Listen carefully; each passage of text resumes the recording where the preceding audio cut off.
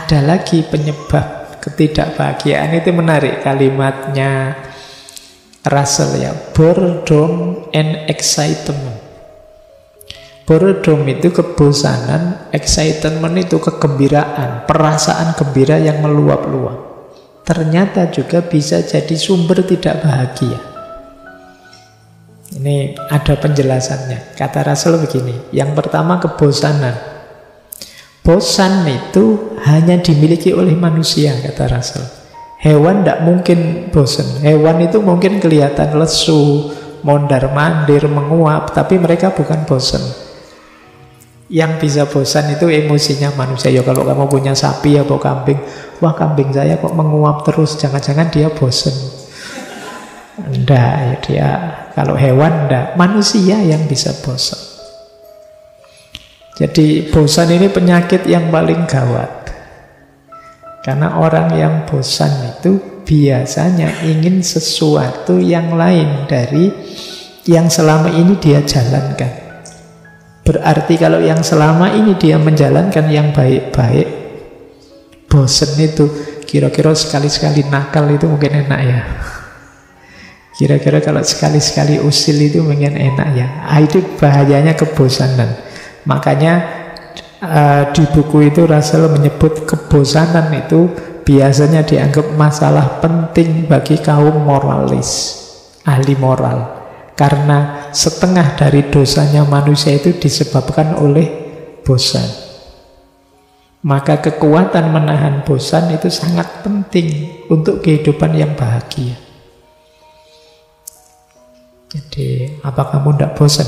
Wah, itu kan pertanyaan yang paling menohok itu. Kamu kok jadi anak baik terus sekali-sekali buat nakal gitu. Itu kan kita tertantang rasanya. Iya ya, kayak gimana rasanya? Mesti begitu. Makanya dalam agama itu kita ditekankan sekali bolak-balik dipesan untuk istiqomah. Kenapa begitu? Karena manusia punya rasa bosan. Sesuka apapun kalian dengan sesuatu, kalau itu kalian ulang-ulang terus, pada akhirnya akan bosan. Itu kalau pakai bahasa ilmu neurosains itu, ya hormonnya sudah tidak diproduksi lagi kalau terus-terusan dipakai. Sifatnya hormonal, rasa senang meluap-luap itu ya, pada saatnya akan bosan. Kamu misalnya punya pasangan atau punya pacar cantiknya luar biasa, begitu nembak diterima langsung pacaran. Tahun pertama masih meluap-luap, tahun kedua mungkin tinggal setengah, tahun ketiga biasa. Kalau tahun pertama engkaulah segalanya, satu-satunya,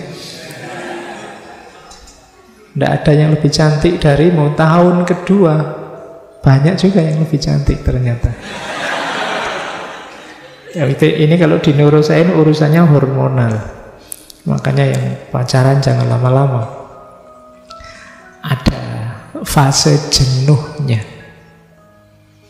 Dan itu manusia. Makanya tadi disebut setengah dari dosanya manusia itu karena rasa bosan. Nah, saya lupa pernah baca di mana itu ada yang bilang jangan-jangan Nabi Adam itu bosan di surga. Digoda setan kok ya mau-maunya itu loh. Kamu nyoba ini, pohon itu kan ceritanya begitu. Sampai terus tergoda akhirnya turun ke bumi sudah. Baik. Jadi hati-hati dengan kebosanan, dia akan jadi sumber ketidakbahagiaan. Kalau kalian sudah bosan, itu saatnya berjuang melawan dirimu sendiri. Orang yang bosan pasti tidak bahagia. Kalian yang kuliah semester awal masih semangat. Biasanya kalau semester 1, 2 itu kelasnya penuh. Begitu 3, 4, 5 mulai kelasnya tinggal separuh, 6, 7, 8 lebih sedikit lagi. Nanti mulai ke kampus lagi semester 13, 14. Karena sudah terpaksa mau kena DO. Kenapa begitu? Jenuh. Jadi tantangannya kebaikan itu rasa jenuh. Ternyata kata Russell, Kegembiraan juga begitu. Kegembiraan itu kalau berlebih dan berulang, lama-lama juga bosan. Jadi kegembiraan itu kebalikannya rasa bosan sebenarnya. Bosan dan gembira itu kan beda. Tapi kegembiraan ini kalau melampaui batasnya atau berulang terus-menerus, maka yang datang juga kebosanan. Kata Russell, gembira dalam waktu tertentu memang bermanfaat, tetapi terlalu sedikit menimbulkan keinginan yang tidak wajar, terlalu banyak capek. Kamu capek kenapa? Saya capek gembira, Pak. Seneng kok saya ini terus-terusan, bosen lah, Pak. Kalau sudah terus-terusan itu tidak ada rasanya sudah. Sepak bola kok menang, besok menang lagi, menang terus, biasa sudah. Ada berita klubmu menang, nggak kaget. Yang enak itu kalah terus menang, itu seneng, luar biasa. Iya kan, terus kalah lagi, menang lagi. Jadi tiap kali menang kita pesta. Karena memang selama ini tidak pernah menang. Nah, jadi kegembiraan itu kalau terus-terusan tidak ada rasanya. Buahnya jadi kebosanan. Ini agak tragedi, ternyata gembira juga bisa jadi sumber tidak bahagia kalau limitnya sudah terlewati. Dari gembira bisa jatuh pada bosan. Hidup yang tidak dinamis juga bisa jatuh pada rasa bosan.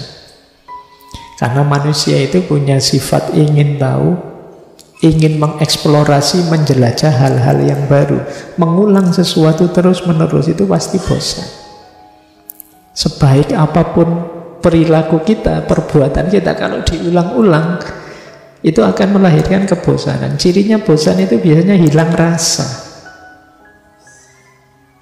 Rasanya sudah tidak seperti awal-awal dulu. Ya tidak harus dengan pasangan ya. Amal baik saja apa wis. Sholat tahajud, belum pernah tahajud Pak saya, cobaan tahajud. Begitu tahajud, iya Pak, batin saya tenang, rasanya nyaman sholat malam hari. Yo istiqomah lah kira-kira 2-3 bulan. Itu nanti di bulan ketiga gimana rasanya? Sudah biasa Pak, sudah. Itu manusiawi. Makanya dalam agama kita diperintahkan istiqomahlah. Istiqomah itu pertarungan melawan kebosanan. Jadi ya termasuk ngaji-ngaji seperti ini kan jane yang membosankan tuh. Tiap Rebu harus ke sini capek-capek, terus harus mikir, harus itu. Itu saya loh ya.